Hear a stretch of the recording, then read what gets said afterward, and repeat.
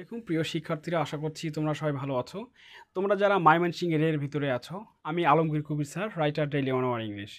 আমি তোমাদের জন্য ইংলিশ একটা দারুণ আয়োজন নিয়ে এসেছি। একই সঙ্গে তোমরা এইচএসসি এবং অ্যাডমিশন প্রিপারেশন নিতে পারবা আমার অফলাইন ব্যাচ থেকে। আমার অফলাইন স্থান হচ্ছে মিরবাড়ি রেল ক্রসিং। তোমরা যারা অফলাইনে পড়তে চাও, ময়মনসিংহ মিরবাড়ি রেল ক্রসিং, এইখানে আমাদের বড় করে ব্যানার দেওয়া আছে, তোমরা এখান থেকে আমাদের সঙ্গে যুক্ত হতে পারো। তো আজকে তোমরা এখানে দেখতে পাচ্ছ যে ক্লাসের বিষয় হচ্ছে ফাংশনাল সেন্টেন্স। এক ক্লাসে বস, ইয়েস, অবশ্যই তুমি এক ক্লাসে বস হবে যদি শুরু থেকে শেষ পর্যন্ত ক্লাসটি ভালো করে করতে পারো। ওকে, এখানে খেয়াল করো সবাই যে সেন্টেন্সের মূল অংশ ও উদাহরণ। সেন্টেন্স অর্থ কি ভাইয়া? বাক্য, একগুচ্ছ শব্দ, একগুচ্ছ শব্দ যা পরিপূর্ণ মনের ভাব প্রকাশ, অর্থাৎ মনের ভাব বা অর্থ প্রকাশ করে। ইংরেজিতে বলা যায়, কি বলা যায়? A sentence is a word or a group of words that makes or express a complete sense, thought, feeling or clear meaning. অর্থাৎ যেই সকল ওয়ার্ড পাশাপাশি বসে বক্তার মনের ভাব সম্পূর্ণরূপে প্রকাশ করে তাকে কি বলা হয়? সেন্টেন্স বলা হয়।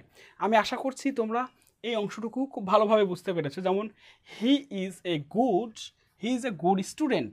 এখানে সবাই একটু খেয়াল করো যে he is a good student, এইখানে কিন্তু হি ইজ যদি বলে আমি থেমে যেতাম তাহলে কি সেটা সেন্টেন্স হতো না? কারণ আমার মনের ভাব যদি তুমি বুঝতে পারো তাহলেই সেটা কি হবে ভাইয়া?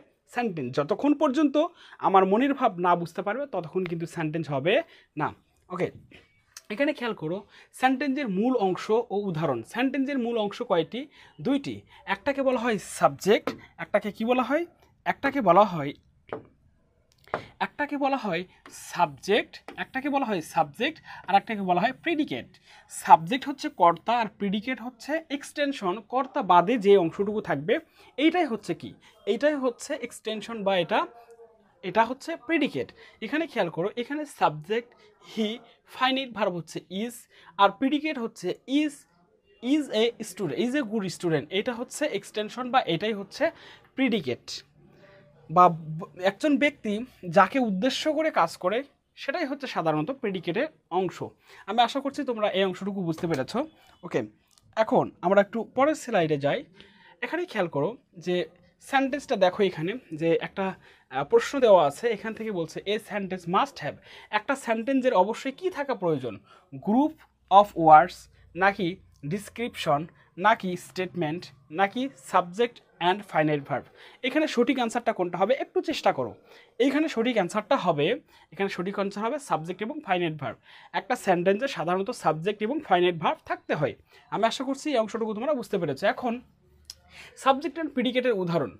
সাবজেক্ট বাক্যের কর্তা, তাহলে বাক্যের যে ব্যক্তি বা বস্তু বা বিষয় নিয়ে কথা বলা হয় সেটাই হচ্ছে সাবজেক্ট। এখানে he is a good student, এখানে ইজ, এখানে খেয়াল করো, এখানে খেয়াল করো সবাই একটু ভাইয়া, এইখানে হিটা হচ্ছে subject, is a good student এটা কিন্তু হচ্ছে প্রিডিকেট। আমি আশা করছি তোমরা এটা বুঝতে পেরেছো।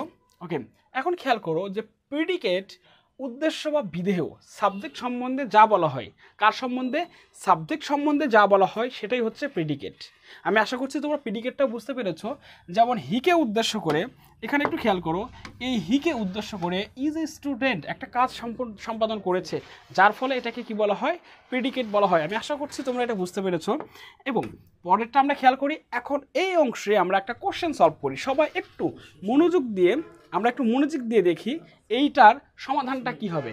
How many essential parts every sentences. একটা সেন্টেন্সের কয়টা অংশ আছে? একটা সেন্টেন্স 1, 2, 3 না 4। একটা সেন্টেন্সের অংশ আছে কয়টা ভাইয়া? দুইটা অংশ থাকে। আমি আশা করছি তোমরা এটা বুঝতে পেরেছো।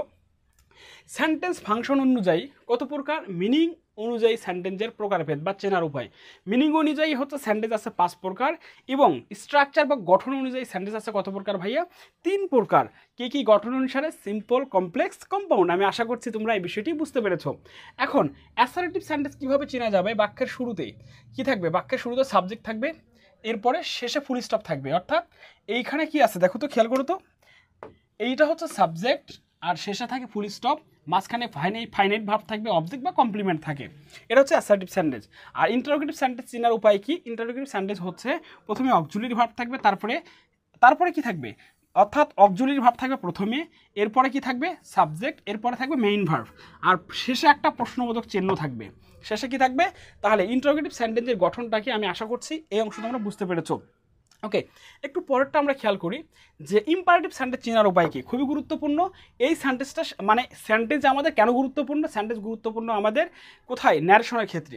প্রিয় শিক্ষার্থীরা, আমি একটু এই জায়গা থেকে একটু ঘুরে আসি, তাহলে আমাদের বুঝতে সুবিধা হবে যে সেন্টেন্স আমাদের কিভাবে আমাদের ন্যারেশনের ক্ষেত্রে ইফেক্ট ফেলে। যেমন খেয়াল করো যে, একটু দেখো সবাই, খেয়াল করো যে হি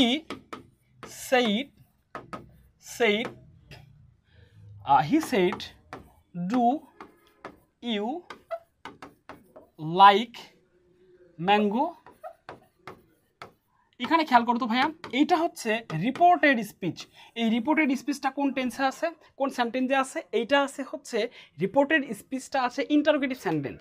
যখন আমরা এটা ন্যারেশন চেঞ্জ করতে যাব, তখন এটার ইন্টারোগেটিভ এক্সপ্রেশনের ফলে এই পাশে এটা হবে কি আক্স হবে অথবা আক্সড হবে। কি হবে? এটা হবে আক্সড হবে। কি হবে এখানে? আক্সড। এই পরিবর্তনটা হবে। আর এখানে ইন্টারোগেটিভ সেন্টেন্স হওয়ার কারণে এখানে কনজাংশন হবে ইফ ওয়েদার হবে। আমি আশা করছি তোমরা এটা বুঝতে পেরেছো যে সেন্টেন্সের ইফেক্টটা ন্যারেশনের ওপর কতটুকু থাকে। সুতরাং খুবই গুরুত্বপূর্ণ একটা অংশ এই সেন্টেন্স। ওকে, আমরা একটু দেখি যে ইম্পারেটিভ সেন্টেন্সটা আসলে কি। ইম্পারেটিভ সেন্টেন্স হচ্ছে এটা সাধারণত মেইন ভার্ব দিয়ে শুরু হয়। এটা কি দিয়ে শুরু হয়? এইটা হচ্ছে মেইন ভার্ব দিয়ে শুরু হয়। কি দিয়ে শুরু হয়? মেইন ভার্ব অথবা প্লিজ, কাইন্ডলি, এগুলো কিন্তু অ্যাডভার্ব। প্লিজ এবং কাইন্ডলি সেন্টেন্সের শুরুতে বসে অ্যাডভার্ব হিসেবে, সাধারণত মেইন ভার্ব দিয়েই শুরু হয়। তারপরে অপারেটিভ সেন্টেন্সটা কি? মেয়ে দ্বারা শুরু হবে কিন্তু এটা প্রার্থনা বুঝাবে। এটা কি বুঝাবে? এটা দ্বারা বুঝাবে প্রার্থনা বুঝায়। এই তাহলে হবে ইম্পারেটিভ সেন্টেন্স। আমি আশা করছি তোমরা এটা বুঝতে পেরেছো। পরের অংশটা আমরা খেয়াল করি, এক্সক্লামেটরি সেন্টেন্স। এটাই আমাদের শেষ। ওকে, এক্সক্লামেটরি সেন্টেন্সটা কি? যেটা দ্বারা কি ধরনের এক্সপ্রেশন, যে আমরা অনেক সময় বলি ওয়াও, এই যে এই ধরনের এক্সপ্রেশনটা প্রকাশ পাবে, সেটা কি হবে প্রিয় শিক্ষার্থীরা? এইটা হবে হচ্ছে ইম্পারেটিভ, এটা হবে এক্সক্লামেটরি সেন্টেন্স। এখানে খেয়াল করো এক্সক্লামেটরি সেন্টেন্সটা গঠন হবে কিভাবে হবে। এইখানে কিন্তু এক্সক্লামেটরি সেন্টেন্সের গঠন এরকম। এখানে খেয়াল করে একটু এক্সক্লামেটরি সেন্টেন্সের গঠনটা কেমন হয় একটু সবাই একটু দেখো। প্রথমে কি হবে? প্রথমে হবে হট অথবা হাউ। এরপরে কি হবে? এরপরে হবে অ্যাডজেক্টিভ অথবা অ্যাডভার্ব। এরপরে কি হবে? এরপরে হবে অবজেক্ট, এরপরে হবে অথবা সাবজেক্ট, আর সবার শেষে হবে ভার্ব, আর শেষে এরকম একটা চিহ্ন হবে। তাহলে সেটা হবে এক্সক্লামেটরি সেন্টেন্স। প্রিয় শিক্ষার্থীরা, আজকে ছিল আমাদের এই হচ্ছে মিনিং অফ সেন্টেন্সের ক্লাস। ইনশাল্লাহ আগামী কোনো একটা ক্লাসে তোমাদের সঙ্গে দেখা হবে ইনশাল্লাহ। আসসালামু আলাইকুম।